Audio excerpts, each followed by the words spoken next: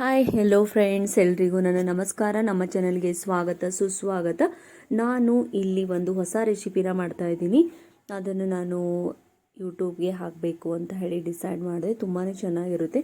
ಇಲ್ಲಿ ನನ್ನ ಹತ್ರ ದೋಸೆ ಹಿಟ್ಟು ಮಿಕ್ಕಿದೆ, ಅದರಿಂದನೇ ನಾನು ಒಂದು ಹೊಸ ರೆಸಿಪಿ ಮಾಡ್ತಾ ಇದ್ದೀನಿ. ತುಂಬಾ ಚೆನ್ನಾಗಿರುತ್ತೆ. ಈ ಥರ ನೀವು ಕೂಡ ಮಾಡಿ ನೋಡಿ ಫ್ರೆಂಡ್ಸ್. ನಾನಿಲ್ಲಿ 3 ಆಲೂಗಡ್ಡೆನ ತೊಗೊಂಡ್ಬಿಟ್ಟು ಅದನ್ನು ಕುಕ್ಕರಿಗೆ ಹಾಕಿಬಿಟ್ಟು ಬೇಯಿಸ್ಕೊತಾ ಇದ್ದೀನಿ.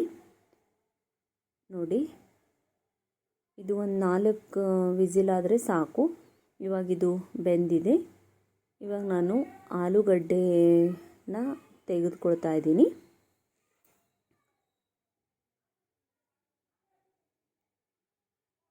ಇದು ತಣ್ಣನೆ ನೀರನ್ನು ಇದರಲ್ಲಿ ಹಾಕಬಾರ್ದು, ಏಕೆಂದರೆ ಒಳಗಡೆ ನೀರು ಹೀರ್ಕೊಂಡು ಬಿಡುತ್ತೆ. ಅದಕ್ಕೋಸ್ಕರ ಇದನ್ನು ಹಾಗೇ ತೆಗೆದುಕೊಂಡ್ಬಿಟ್ಟು ಸ್ವಲ್ಪ ತಣ್ಣಗಾದಮೇಲೆ ಇದ್ರ ಮೇಲಿಂದ ಸಿಪ್ಪೆನ ತೆಗೆದುಕೊಳ್ಬೇಕು. ಇವಾಗ ನಾನು ತೆಗೆದುಕೊಂಡಿದ್ದೀನಿ. ಇವಾಗ ಇದನ್ನು ಸ್ಮ್ಯಾಶ್ ಮಾಡ್ಕೋಬೇಕು. ನಾನಿಲ್ಲಿ ಇವಾಗ ಸ್ಮ್ಯಾಶ್ ಮಾಡ್ಕೋತಾ ಇದ್ದೀನಿ ಈ ಥರ. ಇಲ್ಲಾಂದರೆ ನೀವು ಕೈಯಿಂದ ಕೂಡ ಮಾಡ್ಕೋಬಹುದು. ಸಾಫ್ಟಾಗಿ ಮಾಡ್ಕೋಬೇಕು. ಇಲ್ಲಿ ನಾನು ಒಗ್ಗರಣೆಗೆ ಅಂತ ಹೇಳಿ 1 ಸ್ಪೂನು ಎಣ್ಣೆನ ಹಾಕಿದ್ದೀನಿ. ಅದರಲ್ಲಿ ಸಾಸಿವೆ ಹಾಕ್ತಾಯಿದ್ದೀನಿ. ಆಮೇಲೆ ಒಂದು ಸ್ವಲ್ಪ ಜೀರಿಗೆ ಹಾಕ್ತಾಯಿದ್ದೀನಿ. ಒಂದು ಅರ್ಧ ಚಮಚ ಸಾಕು, ಜಾಸ್ತಿ ಏನು ಬೇಡ. ಆಮೇಲೆ ಒಂದು ದೊಡ್ಡದಾಗಿರುವಂಥ ಸಣ್ಣದಾಗಿ ಹೆಚ್ಕೊಂಡಿರೋವಂಥ ಈರುಳ್ಳಿ ಹಾಕಿದ್ದೀನಿ. ಇವಾಗ ಅದರಲ್ಲಿ ಒಂದು ಸ್ವಲ್ಪ ಹಸಿಮೆಣಸಿನ್ಕಾಯಿ ಮತ್ತು ಕೊತ್ತಂಬರಿ ಸೊಪ್ಪನ್ನು ಸಣ್ಣದಾಗಿ ಹೆಚ್ಕೊಂಡಿದ್ದೀನಿ. ಅದನ್ನು ಕೂಡ ಹಾಕಿಬಿಟ್ಟು ಫ್ರೈ ಮಾಡ್ತಾಯಿದ್ದೀನಿ ಇಲ್ಲಿ. ಇವಾಗ ಇದು ಜಾಸ್ತಿ ಏನು ಫ್ರೈ ಮಾಡ್ಕೊಂಬದು ಬೇಡ.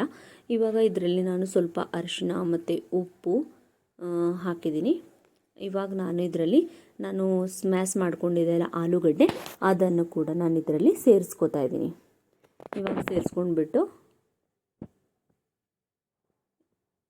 ಇದನ್ನು ಕೈ ಆಡಿಸ್ಕೋಬೇಕು. ತುಂಬಾ ಟೇಸ್ಟಿಯಾಗಿರುತ್ತೆ. ಮತ್ತು ದೋಸೆ ತಿಂದು ಬೇಜಾರಾದರೆ ನಾವು ಈ ಥರ ರೆಸಿಪಿಗಳನ್ನು ಮಾಡಿಕೊಂಡು ತಿನ್ಬಹುದು.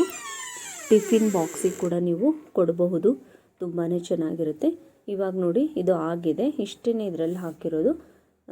ಇವಾಗ ಇಲ್ಲಿ ನಾನು ಇದು ಹಿಟ್ಟು ತೊಗೊಂಡಿದ್ದೆಲ್ಲ, ನಾನು ದೋಸೆ ಹಿಟ್ಟು ಮಿಕ್ಕಿರೋದು, ಅದರಲ್ಲಿ ಸ್ವಲ್ಪ ಸಕ್ಕರೆ ಮತ್ತು ಒಂದು ಸ್ವಲ್ಪ ಉಪ್ಪನ್ನು ಹಾಕಿಬಿಟ್ಟು ಒಂಚೂರು ನೀರು ಹಾಕಿ ಇದನ್ನು ಚೆನ್ನಾಗಿ ಮಿಕ್ಸ್ ಮಾಡ್ಕೋಬೇಕು. ಮಾಡ್ಕೊಂಡ ನಂತರ ನಾನಿಲ್ಲಿ ಆಲೂಗಡ್ಡೆ ಪಲ್ಯನ ಮಾಡ್ಕೊಂಡಿದ್ದೆಲ್ಲ, ಅದು ಪೂರ್ತಿಯಾಗಿ ತಣ್ಣಗಾಗಬೇಕು. ತಣ್ಣಗಾದ್ಮೇಲೆ ಅದರಲ್ಲಿ ಹಾಕಿಬಿಟ್ಟು ಚೆನ್ನಾಗಿ ಮಿಕ್ಸ್ ಮಾಡ್ಕೋಬೇಕು. ಇಲ್ಲಿ ನಾನು ಪಡ್ಡು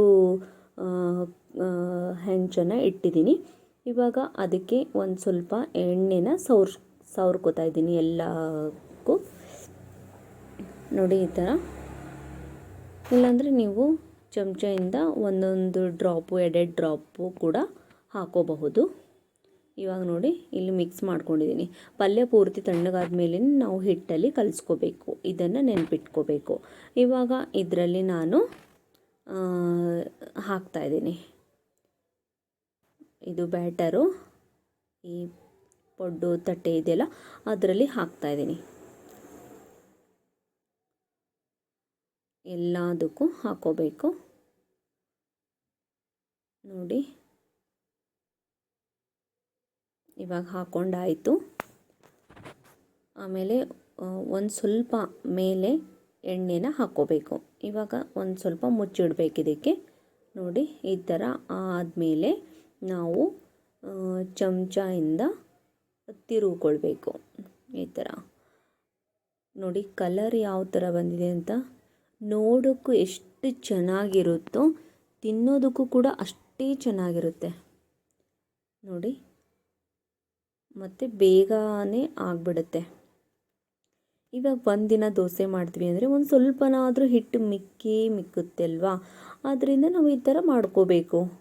ಮಾಡ್ಕೊಂಡು ಕೊಟ್ಟರೆ ನಮಗೂ ಖುಷಿ, ತಿನ್ನೋರಿಗೂ ಖುಷಿ. ಏನೋ ಒಂಥರ ಹೊಸದು ಮಾಡಿದ್ದಾರೆ ಅಂತ ಮಕ್ಕಳು ದೊಡ್ಡವರು ಎಲ್ಲ ತಿಂತಾರೆ ಅಲ್ವಾ. ಆಫೀಸ್ಗಾಗಲಿ ಅಥವಾ ಮಕ್ಕಳಿಗೆ ಬಾಕ್ಸಿಗಾಗಲಿ ಆವಾಗ ನಾವು ಇದನ್ನು ಮಾಡಿ ಕೊಡ್ಬೋದಲ್ವಾ.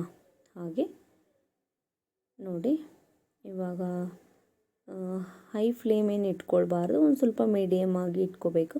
ನೋಡಿ, ಇವಾಗ ಆಗಿದೆ. ನಾನು ಕೈಯಿಂದನೇ ತೆಗಿತಾ ಇದ್ದೀನಿ. ನೀವು ಬೇಕಿದ್ದರೆ ಸ್ಪೂನ್ನಿಂದನೇ ತೆಗಿಬಹುದು. ಸುಡುತ್ತೆ ಅಂತ ಅನ್ನೋರು ಏನು ಸುಡಲ್ಲ, ಮೇಲಿಂದ ಅಷ್ಟೇ ತೆಕ್ಕೋಬೋದು. ನೋಡಿ ಒಂದು ಸ್ವಲ್ಪ ನಾನು ಚಮಚದಿಂದ ತೆಗೆದುಕೊಳ್ತಾ ಇದ್ದೀನಿ. ಇವಾಗ ನಮ್ಮ ಪಡ್ಡು ರೆಡಿಯಾಗಿದೆ. ಹೊಸ ಥರದ ನೋಡಿ, ಹಾಗೇನು ತಿನ್ಬೋದು, ಕೆಚಪ್ ಜೊತೆ ತಿನ್ಬೋದು, ಚಟ್ನಿ ಜೊತೆ ತಿನ್ಬೋದು. ನಾನಿಲ್ಲಿ ಮೊಸರು ಚಟ್ನಿನ ಮಾಡ್ಕೋತಾ ಇದ್ದೀನಿ. ಮೊಸರು ಚಟ್ನಿ ಇದ್ರ ಜೊತೆ ಅಂತೂ ವಾವ್, ಅದ್ಭುತವಾಗಿರುತ್ತೆ. ನೋಡಿ, ಸ್ವಲ್ಪ ಎಣ್ಣೆ ಹಾಕಬೇಕು. ಅದಕ್ಕೆ ಒಂದು ಸ್ವಲ್ಪ ಸಾಸಿವೆ ಹಾಕಿದ್ದೀನಿ. ಇವಾಗ ಇದಕ್ಕೆ ನಾನು ಒಂದು ಈರುಳ್ಳಿನ ಹೆಚ್ಕೊಂಡು ಹಾಕ್ಕೋತಾ ಇದ್ದೀನಿ. ಒಂದು ಸ್ವಲ್ಪ ಮೆಣಸಿನ್ಕಾಯಿ, ಹಸಿ ಮೆಣಸಿನ್ಕಾಯಿ ತುಂಬ ಚೆನ್ನಾಗಿರುತ್ತೆ. ಒಂದು ಸ್ವಲ್ಪ ಉಪ್ಪು, ಆಮೇಲೆ ಒಂದು ಸ್ವಲ್ಪ ಕೊತ್ತಂಬರಿ ಸೊಪ್ಪು. ಆಮೇಲೆ ಇದಕ್ಕೆ ನಾನು ಶೇಂಗಾ ಚಟ್ನಿ ಪುಡಿ ನಾವು ಕುಟ್ಕೊಂಡಿರ್ತೀವಲ್ಲ ಪ್ಲೇನು, ಅದನ್ನು ಇದಕ್ಕೆ ಸೇರಿಸ್ಕೋಬೇಕು. ಸೇರಿಸ್ಕೊಂಡ್ಬಿಟ್ಟು ಚೆನ್ನಾಗಿ ಎಲ್ಲನೂ ಮಿಕ್ಸ್ ಮಾಡ್ಕೋಬೇಕು. ಮಿಕ್ಸ್ ಮಾಡಿಕೊಂಡ ನಂತರ ನಾವು ಫ್ಲೇಮ್ನ ಆಫ್ ಮಾಡಬೇಕು. ಇದು ತಣ್ಣಗಾಗಿರುತ್ತಲ್ಲ, ತಣ್ಣಗಾಗಬೇಕು, ಪೂರ್ತಿಯಾಗಿ ತಣ್ಣಗಾಗಬೇಕು. ಬಿಸಿ ಇರುವಾಗ ಹಾಕಬಾರ್ದು, ಮೊಸರು ಒಡೆದೋಗುತ್ತೆ. ಅದಕ್ಕೋಸ್ಕರ ಇದನ್ನು ಕೂಡ ನೆನ್ಪಿಟ್ಕೋಬೇಕು. ಇವಾಗ ಇದು ತಣ್ಣಗಾಗಿದೆ, ಅದಕ್ಕೋಸ್ಕರ ನಾನು ಇದರಲ್ಲಿ ಮೊಸರನ್ನ ಹಾಕ್ತಾಯಿದ್ದೀನಿ.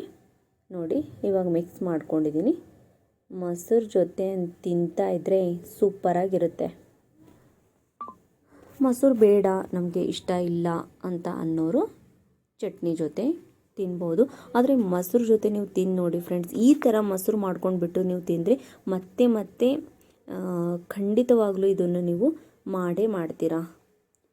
ನೋಡಿ, ನಾನು ಇದನ್ನು ಓಪನ್ ಮಾಡಿಬಿಟ್ಟು ತೋರಿಸ್ತಾ ಇದ್ದೀನಿ.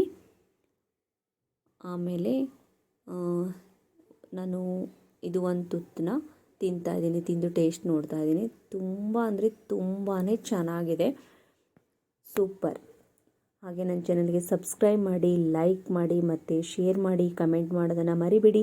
ಮತ್ತು ನೀವು ಕೂಡ ಟ್ರೈ ಮಾಡಿ ನೋಡಿ ಫ್ರೆಂಡ್ಸ್. ಮತ್ತಷ್ಟು ವಿಡಿಯೋಗಳಿಗೆ ಕಾಯ್ತಾ ಇರಿ. ಬಾಯ್ ಬಾಯ್.